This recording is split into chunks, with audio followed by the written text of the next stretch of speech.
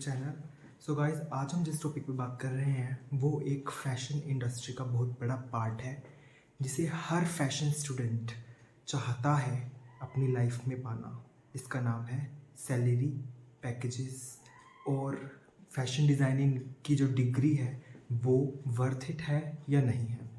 So guys, मैं बहुत सारी इन्फॉर्मेशन आपको आज इस टॉपिक पे शेयर करने वाला हूँ, खुद के पर्सनल एक्सपीरियंस से भी और जो मैं जानता हूँ अपने सीनियर्स और अपने जो फैकल्टी हैं उनके एक्सपीरियंस से भी। सो गाइज़, फर्स्टली अगर मैं आपको बताऊँ, अपने एक्सपीरियंस की बात करूँ, तो मेरे लिए ये डिग्री वर्थ इट रही है फ्रॉम द डे वन। तो पहले दिन से ही बिल्कुल जो टर्म्स हैं बहुत अच्छे से हुई मेरे साथ। क्योंकि हम इसलिए भी बोल सकता हूँ मैं इस चीज़ को, क्योंकि जो मेरे पोर्टफोलियोज़ थे, जो मैंने मेंटेन की हुई थी अपनी हिस्ट्री, तो वो बहुत ज़्यादा अच्छी थी।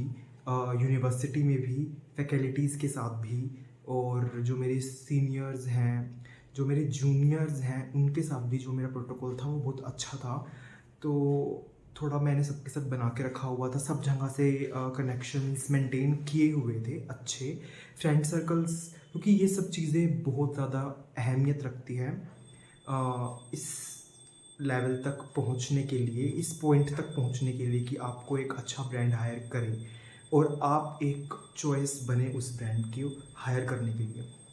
तो बहुत ज़्यादा ऑब्स्टैकल्स भी आते हैं इस जर्नी में, क्योंकि अगर हम स्टार्टिंग से ही अपना बेस स्ट्रॉन्ग नहीं रखेंगे तो हम लास्ट पॉइंट तक पहुंच ही नहीं पाएंगे। क्योंकि जब ज्यूरीज होती हैं तो मैंने बहुत अब खुद को भी क्योंकि मैं भी कोई ज़्यादा प्रोफेशनल नहीं था।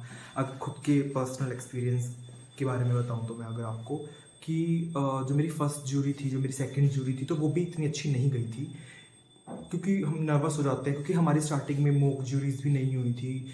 तो इन सब चीज़ों की वजह से थोड़ी नर्वसनेस होती है। प्रोजेक्ट को कैसे प्रेजेंट करते हैं, ठीक है, वो हमें स्कूल में भी बताया जाता है कि हमें कैसे प्रेजेंटेशन देनी है एंड ऑल लाइक दैट।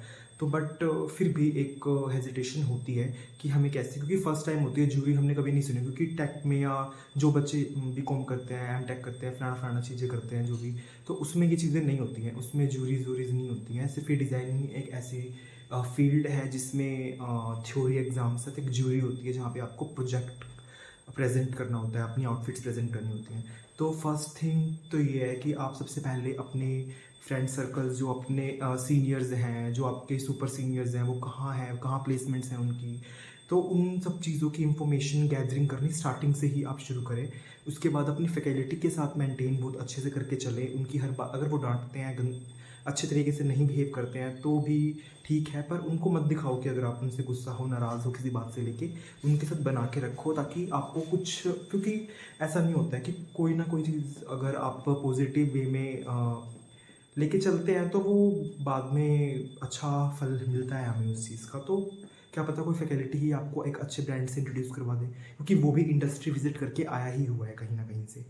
तो और अगर आप अपने सीनियर से बात करोगे, उनके कोई कनेक्शन होंगे, वो आपको अपने ग्रुप्स में इंक्लूड करेंगे। तो आजकल सब इंटरनेट का आपको पता ही है, सब ग्रुप्स बन जाते हैं आजकल, व्हाट्सएप पे, इंस्टा पे, सोशल मीडिया हैंडल इतना ज़्यादा यूज़ करते हैं सब जने। तो इस वजह से हमें मतलब स्टार्टिंग से ही ये चीज़ें मेंटेन करनी शुरू कर देनी चाहिए। इससे कि हमें बहुत ज़्यादा फ़र्क पड़ता है, क्योंकि जब हमारा पोर्टफोलियो रेडी होता है तो हमें एक तो बात करने की तमीज़ अच्छे से आ जाती है कि हमें कैसे उस पोर्टफोलियो को प्रेजेंट करना है, या हमें कैसे, एक एटीट्यूड है हमारे अंदर, positive not negative, not egoistic attitude, जिससे घमंड नहीं होना चाहिए। एटीट्यूड इन द सेंस कि जैसे हम अपने आप को कैसे प्रेजेंट कर रहे हैं, कैसे हमारी बातों से, कैसे हमारे स्टाइल से, या कैसे हमारे प्रेजेंटेशन से जो इंटरव्यूअर है या कोई ब्रांड या कंपनी या कुछ भी है, तो वो हाँ बहुत अच्छे से खुश होते हैं कि हाँ भाई, ये बिल्कुल फिट है हमारे कंपनी के लिए या हमारे ब्रांड के लिए। तो गाइस, फर्स्ट थिंग यही है कि आपको सबसे पहले पोर्टफोलियो पे ध्यान देना पड़ेगा। पोर्टफोलियो, रिज्यूमे, उसके बाद आपको सबसे ज़्यादा इंटर्नशिप्स पे, क्योंकि बहुत सारे इंटर्नशिप्स हम करेंगे और अलग अलग चीज़ों को इंडस्ट्री में विज़िट करेंगे, अलग अलग टेक्निक्स के बारे में हमें पता चलेगा। हमारी इंफॉर्मेशन, हमारी जो वोकेबलरी है, जो हमारे प्रोनाउंसिएशंस हैं, जो हमारी जैसे इंडस्ट्री में कुछ वर्ड्स ऐसे यूज़ होते हैं जो हमें नहीं पता होते हैं, तो उन वो चीज़ें भी हमारी बहुत ज़्यादा अच्छी होंगी और हमें पता चलेगा कि कैसे कैसे काम होता है इंडस्ट्री के अंदर। तो ये सब चीज़ें जब एक ब्रांड हमें हायर करता है तो वो यही सब सब चीज़ें देखता है। अगर हमें ये नहीं अगर आता होगा या हमें नहीं पता होगा तो फिर कोई भी ब्रांड या कोई कंपनी हमें हायर नहीं करेगी, क्योंकि वो सबसे पहले एक्सपीरियंस ही पूछते हैं कि आपने इंटर्नशिप की या ट्रेनिंग पे गए आप, तो आपने क्या किया, आपने कैसे इंटर्नशिप स्टार्ट की या कैसे ट्रेनिंग की, क्या किया उस ट्रेनिंग में, आपने कौन कौन से कोई सॉफ्टवेयर्स यूज़ किए हैं तो आपने वो सॉफ्टवेयर्स कैसे यूज़ किए, या कोई उनके टूल्स के नेम या कुछ भी पूछ सकते हैं वो, या आपको कह सकते हैं कि ठीक है एक पैटर्न टेक पैक का एक एग्जांपल दो या कुछ बना के दो, कुछ इलस्ट्रेशन में करके दो, या फोटोशॉप में कैसे होगा, आप बता सकते हो कौन सा टूल इस चीज़ के लिए ज़्यादा परफेक्ट है। तो कुछ भी क्वेश्चन सामने वाला पूछ सकता है, तो हम सबको नॉलेज होनी चाहिए कि कैसे कैसे हमने किया है। ठीक है, हमें ना जितनी ज़्यादा अगर इंटर्नशिप्स भी आप ये मत सोचो कि पेड होती हैं, अगर अनपेड भी होती है तो वो भी बेनिफिशियल है आपके करियर में, एक बहुत ही ज़्यादा अहम पॉइंट रखती है, वो भी एक बहुत ज़्यादा इम्पोर्टेंट थिंग है। क्यों है? ज़रूरी नहीं होता कि हर किसी की कैपेबिलिटी एक अच्छी हो या किसी का लक अच्छा हो कि उसको पेड इंटर्नशिप मिले, या ज़रूरी नहीं होता है कि कुछ इतने हायर ब्रांड्स होते हैं, कुछ इतनी ज़्यादा अच्छी अच्छी कंपनीज होती हैं जो कि इंटर्नशिप्स हैं वो अनपेड रखती हैं, पर उनका ब्रांड नेम या कंपनी नेम इतना हाई होता है, इतना टॉप का होता है कि अगर हम वहाँ से अगर इंटर्न करके आते हैं और हम अगर वो अनपेड भी है, कोई बात नहीं, 3 मंथ्स की या 5 मंथ्स की, 2 मंथ्स की, तो उसमें इतना परेशान होने की हमें बिल्कुल भी ज़रूरत नहीं, क्योंकि उसके बाद जो फ्यूचर होगा वो बहुत ही ज़्यादा ब्राइट होने वाला है। क्यों होने वाला है? क्योंकि जो इंटरव्यूअर होगा, जो ब्रांड आपको हायर करने के लिए आप जब इंटरव्यू देने जाएंगे तो वो आपसे ये नहीं पूछेगा कि आपको पेड इंटर्नशिप थी या अनपेड इंटर्नशिप थी, वो आपका नॉलेज और आपको एक्सपीरियंस, आपकी जो कैपेबिलिटी है वो देखेगा कि आपको वो चीज़ें आती हैं जो उसकी ब्रांड के लिए अप्रोप्रिएट है या जो उनको चाहिए वो आपके अंदर है या नहीं है। तो फर्स्ट थिंग इज़ दैट। तो अगर आप सब जो भी इस फील्ड में आने वाले हैं या आ चुके हैं, तो या इस प्रोजेक्ट को या ग्रेजुएशन को पार कर चुके हैं और फिर भी वो हाथ पे हाथ धर के घर पे बैठे हुए हैं, तो ये सब उन सब के लिए है कि ऐसा नहीं है, अपनी डिग्री को फुलफ़िल करें अभी भी।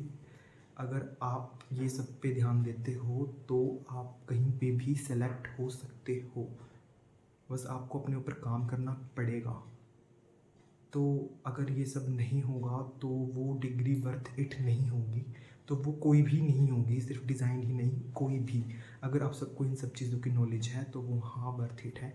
ठीक है, मैं पैकेजेस की भी अगर बात करूँ तो आप ये भी मत सोचो कि अगर आपको, ठीक है, अगर आपने बहुत अच्छे टॉप कॉलेज से भी पास आउट किया है तो भी आप ये कभी मत अपने दिमाग में सोचो कि हाँ मुझे डायरेक्ट फर्स्ट टाइम ही 20 लाख का पैकेज मिल जाएगा या 12 लाख का पैकेज। नहीं, तो ऐसा ज़रूरी नहीं होता है गाइस कि आपको फर्स्ट टाइम पे ही इतना सब कुछ आसानी से हो जाए।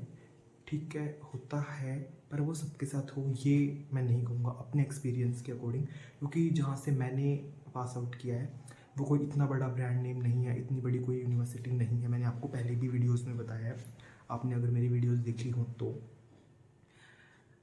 वो इतनी ज़्यादा बड़ी यूनिवर्सिटी नहीं थी, पर फिर भी वहाँ से पास आउट होने के बाद मैंने अपने खुद की मेहनत से ही फर्स्ट डे से जॉब, क्योंकि मैंने इंटर्नशिप्स 4-5 इंटर्नशिप्स की, ट्रेनिंग्स की, तो उनका मुझे बहुत ज़्यादा फ़ायदा हुआ। उनसे उन इंटर्नशिप्स में जो मैंने सीखा वो सब की वजह से मैंने पास आउट होते ही कंपनी ज्वाइन की।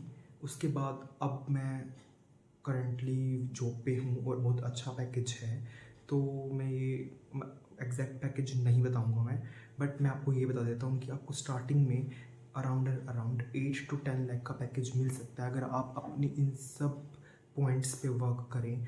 सॉफ्टवेयर नॉलेज या ट्रेडिंग नॉलेज होगी, टेक्सटाइल की भी नॉलेज होनी चाहिए आपको, इंडस्ट्री नॉलेज होनी चाहिए, तो गारमेंट कंस्ट्रक्शन नॉलेज होनी चाहिए। तो इन सब की नॉलेज ज़रूरी नहीं है कि अगर आपको गारमेंट कंस्ट्रक्शन की नॉलेज लेने की सोचे कि भी हमसे क्या करवाएंगे ऐसा। पर अब आप ये देखो, अगर एक कंपनी में कोई हेड है, वो हेड तभी बना है जब उसने ये सब लेवल्स क्रॉस किए हैं। वो हेड स्टार्टिंग से नहीं बना, क्योंकि उसने भी ये सब कुछ किया हुआ है। तो वहाँ पे पहुँचना का ये मतलब नहीं है कि आपको ये सब खुद करना पड़ेगा। वहाँ पहुँच के वो इसीलिए बैठे क्योंकि वो सभी करके आया है। जो हम यूनिवर्सिटी में अब कर रहे हैं, हम स्ट्रगल्स कर रहे हैं, तो वहाँ का जो उसको फल है वो बाद में हमें भी मिलेगा वहाँ पे। तो ये सब इट्स बेनिफिशियल फॉर अस। तो ये डिग्री वर्थ इट है मेरे अकॉर्डिंग, और ये आप सबके लिए भी वर्थ इट होगी और हो सकती है। सो अगर आप अपने इन पॉइंट्स पे वर्क करें। तो आज के लिए इतना ही। बने रहें हमारे साथ, हमारे यूट्यूब चैनल पे सब्सक्राइबर्स बढ़ाएं, व्यूज़ बढ़ाएं, लाइक्स बढ़ाएं। तो जितना जल्दी हो सके आप हमारे वीडियोस देखिए, शेयर कीजिए, comment, like, and please watch बनिया फैशन वाला।